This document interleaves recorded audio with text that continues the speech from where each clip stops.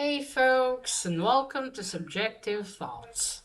And our book for today is The Invisible Life of Addie LaRue by V.E. Schwab. Now there is the darkness, magic, and an asshole god. Sort of a god. So if you are in any way squeamish, you have been warned. Also, spoilers. Alright, so this is my first ever V. Schwab book that I've read. I got as a gift. Though before this, I did see it and I was interested in reading it. So when I got it, I was like, oh, cool. Remember, I told my friend, oh, I wanted to read this. Now, this is not that old. It came out in 2020 when I looked online. So, right, let's get to it.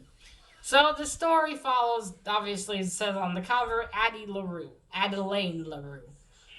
Adelaine was born in the 16th century, I should say. But she lives in the 17th century. She lives in a small village in France. And she wants more out of life than, she's afraid to die like everyone else in her village in the same place. Because they have a small village and, you get married, you have kids, you die. She does not want that kind of life. She's different. Gives off the vibes of not like other girl early on, as they say. Right, so she has her mother, her father, all the people she knows, again, small village, and Estelle, an eccentric woman in the village who doesn't pray to God. She prays to the old gods, and always warns Addie not to pray to the gods that answer after dark. But when Addie is 23 and is about to be married off to one of the men in the village, she does that exact same thing that she should not do. Because she's desperate, she does not want to marry this guy, but what other choice she has? So she lies and says she has a present for her husband and runs to the woods. She offers the darkness, who she doesn't yet know is the darkness, a wooden ring her father made for her. And she keeps praying, and then the darkness, appears. And he says that her offering is not enough. And then, stupidly, she offers her soul to him. He can have it when she no longer wants it, and then she asks, but what do you want? Now, of course, Addie, although been dreaming of freedom for so long, wasn't exactly sure what to ask for, which the darkness used against her, and instead of giving her a gift, gave her a curse. Because the next day, when she goes back to the village after she wakes up, no one remembers her. Now, that would have been bad enough, but when she meets a childhood friend of hers, Isabel, and she invites her into her home and helps her, the minute she gets out of the door and goes back in, goes to another room of her house to get something, she forgets who Adelaine is. So not only everyone she's ever known forgotten her, people won't even remember her after they meet her if they leave the room. And thus begins Addie's journey of 300 years, finding out the boundaries of her curse, what she can't and can't do. She cannot write, draw, she cannot leave a mark on anything. So if she destroyed a room, it would go back to normal. Nothing would be destroyed, because she can't leave any marks. Also, she can walk miles, not injure her feet. She can go hungry. She won't die, but she will feel the pain of hunger. And also her relationship with the darkness, who she later names Luce. I'm pretty sure because she says like Lucifer, so I imagine Luce. Should have named him Lucy. But yes, he wants her soul and he keeps coming back. At first, every year on the 29th of July to ask if she's if she's ready to surrender to give her soul.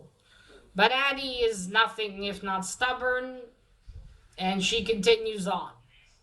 And so she lives, she sees new things, Luz drops by, uh, later on less frequently, and they spend time together, and at one point they, you could say, become lovers.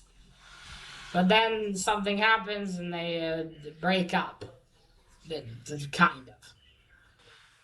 And yeah, life goes on like that. Addie goes from place to place. She can't even own her own place, obviously, or even clothes. As she eventually loses them, so she has to get herself new outfits all the time. The only two items she never loses are her ring that her father made her that she sacrificed to lose, and the jacket he gifted to her. All goes like that until one day she meets Henry, a young bookshop clerk. He works at a secondhand bookshop. She goes in there and tries to steal a book, but he catches her. She's about to head out the door and she thinks he'll forget her, but she thinks, he must have, the door mustn't have closed. So she reads the book, and the next day she goes back to get another one, thinking he won't remember her, so she can just go exchange the book. But he remembers her. That's like a pivotal point. Keep in mind, this only happens like close to halfway through the book, which is like, ugh, for fuck's sake, something finally happened. And I'll get to that bitching later. So now she starts spending time with Henry, but she thinks she doesn't have long because, again, her curse. How is she going to explain that to him? And then something happens that she has to tell him. So when she finishes, she thinks he's going to now say I'm crazy. But he starts laughing, and then he says, I believe you because I also made a deal. So apparently a year ago, and by the way, the present is 2014. So a year ago, in 2013, Henry was, well, not doing good. He got broken up with again. He proposed to his girlfriend, Tabitha, but she refused. She said no. And Henry's frustrated because he's never been enough. His girlfriends and boyfriend, who was his best friend as well, broke up with him. His parents are disappointed in him. His siblings don't really take him seriously. His brother and sister. And he doesn't know what he wants to do in life. Has no idea. He tried a bunch of stuff, but it was never it. And he just wants to be enough for people. And so he meets the darkness one night after he meets Luz after the breakup with Tabitha when he's in his lowest point. And of course, Luz offers him a deal. Being the asshole god that he is, he waits for the lowest point in someone's life. So he offers him, now you will be enough. So again, it's a curse. It's not a gift. So people, when they look at Henry, they see what they want to see. There's a frost in their eyes, a shine.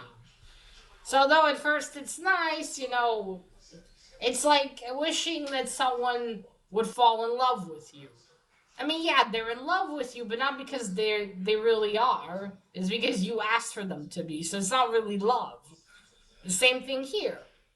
They don't really want Henry himself. They want what they see him as. The lover, the brother, the friend, the whatever they see him as.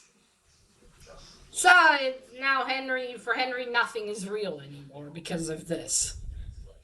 Now he meets Addie. Now, because they both made deals with Luz, so Adeline sees Henry for who he is, because all she wanted from someone is to remember her. So and I think because they both made deals, their curses don't really work on each other. So he remembers her and she sees him as he is, something like that. So then they spend time together. She's happy for the first time in 3 centuries someone else can say her name. At first she gives him a false name. But yeah, he can say her name, he remembers her, she doesn't have to. Because over the 3 centuries, she met people, and then the next day they would forget about her, especially lovers she would take to bed. So men, women she slept with, the next morning they would look at her blankly and like, who the fuck are you? And there would be all these embarrassing moments and shit that she would, uncomfortable. She spent the whole night with someone and they have no idea who the fuck she is. So, yes, so she's really happy about this. She and Henry spend time together. But then, as it goes on, suddenly Luce appears again on the anniversary. So they have an anniversary, she and Luce. On the 29th of July, which was the day she made the deal with him, he comes to see her. So he hasn't the 30 years. At first, he would see her regularly, but over time, he would come less frequently to see her. But he did give her that ring at one point, so if she puts it on, he'll come see her. So yes, she tells Henry, "You have to leave, you have to run," but then Luce appears, and then she talks to him. So then, sorry, she finds out, Henry finally confesses that he doesn't have his whole life to live until he has to give his soul to Luce. He only asked for a year. And he didn't meet Luce on the stoop of his apartment building like he said. He met him when he was about to jump from the roof. Luce pulled him away, stopped him, and made the deal with him. So obviously Adelaine's devastated because again she's going to lose Henry and she'll go back to no one remembering her. And also she feels sad for Henry. So she tells Henry she's gonna go meet with Luce and maybe convince him to give up on Henry's soul.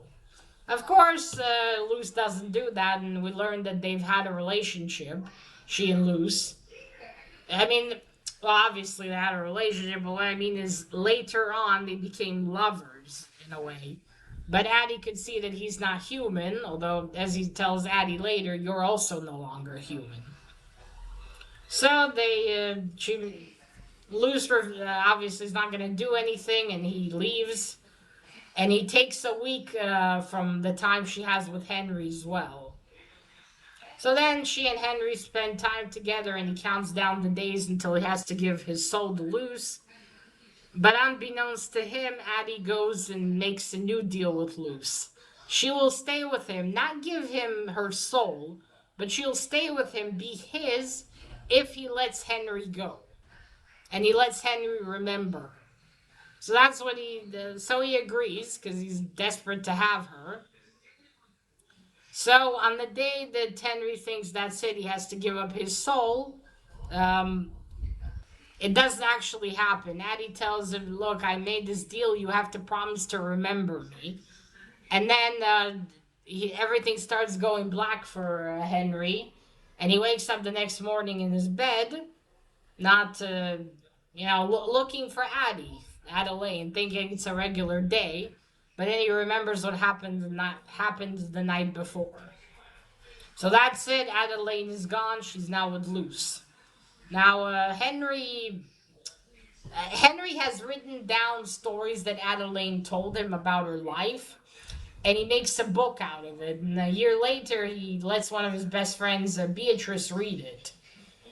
And she approves of it, and then he publishes it, and he asks the publisher to just have her name on it, not his.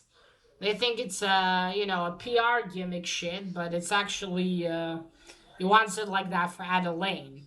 And then again a year later, he says, and I says, we see that Adeline's in a bookshop in London, and she sees the book, and she's with Luce, and she's smiling because she conned him in a way, because she said, "I'll be with you as long as you want me," and she's certain that, again, he's not human. He's not gonna love her like a human. And when he hates her again and gets bored of her or something, she's going to be free. And that's the gist of the story. I still don't know exactly how she's going to be free, because she would still be in the same predicament, I imagine. I mean, her soul will be hers, but does that mean she'll go back to being human, or will still no one remember her? But yeah, that is about it for the story. Right. So I did not like this book. Now, and this is one of those I started. Fuck, I started it in August last year, according to Goodreads. I was almost 100 pages in, and then no, I was less than that. Then I picked it up again this year, and I dropped it again when I was almost 100 pages in, and then I continued reading it finally and finished it. And I don't know what it is. I was reading it just to finish it. And even though all this was happening, the only one I kind of gave a shit about was Henry. And I could not give a fuck what happened to Adeline. Honestly, with you, I did not care.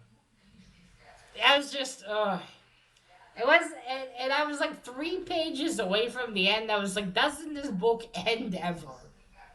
I don't know if it's maybe because it's in a large edition and the pages are so big, so it takes longer to read. I don't know. It was really frustrating to get through this book. This is like reading It by Stephen King.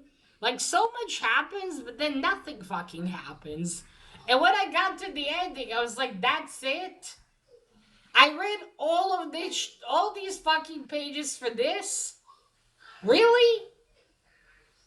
Now, as I was nearing the end, I thought, oh, I wonder if Adeline's gonna sacrifice her soul maybe to save Henry, and it's gonna end tragically. Nah, fuck that. She's just gonna trick him into another deal, and oh, everything's happy.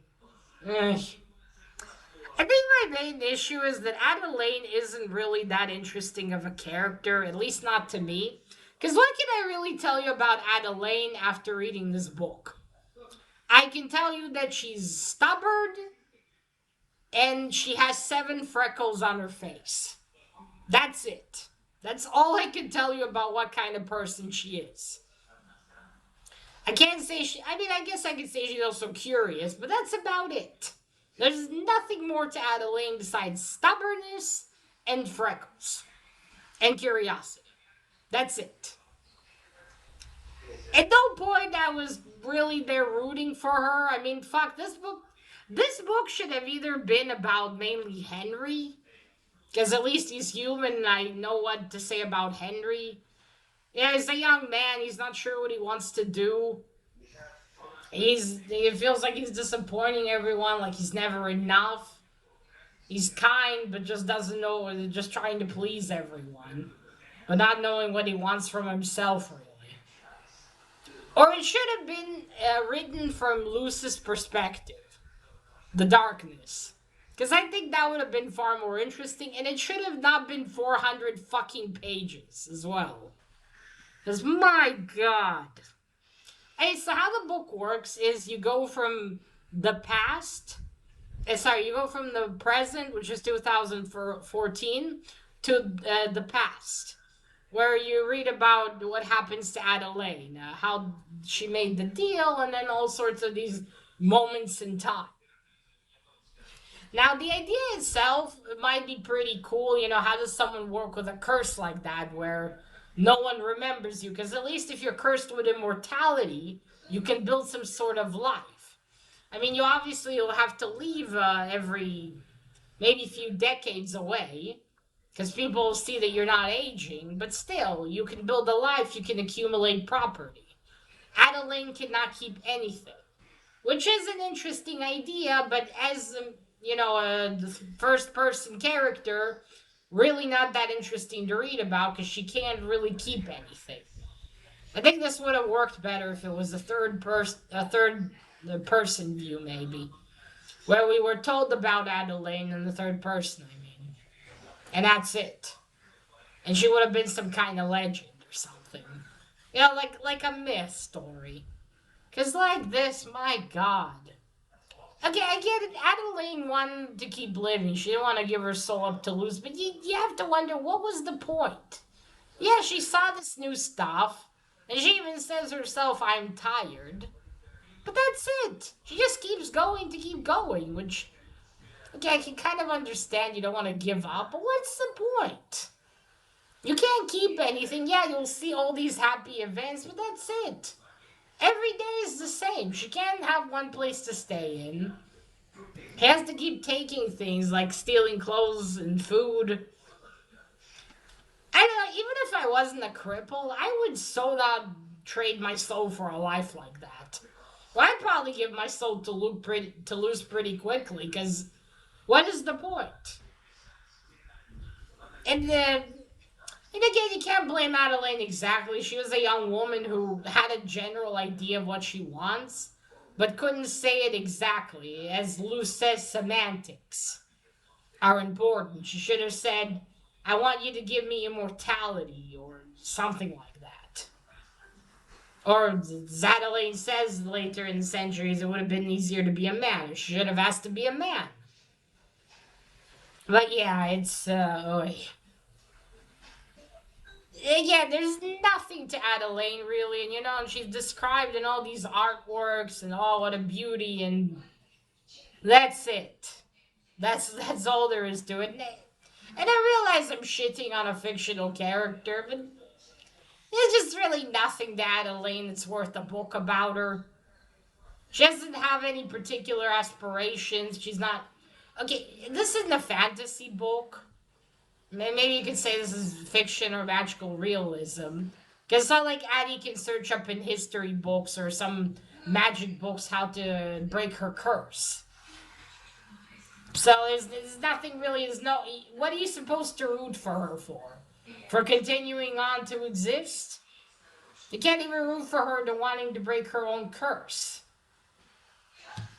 And again, I go back to, okay, so when inevitably Luce hates her again, what is going to happen then? Will she become human again? Will she have her soul? And even if so, is she gonna have to live in this immortality, and then what? And then what? She's just gonna live like this until the end of time? I guess so.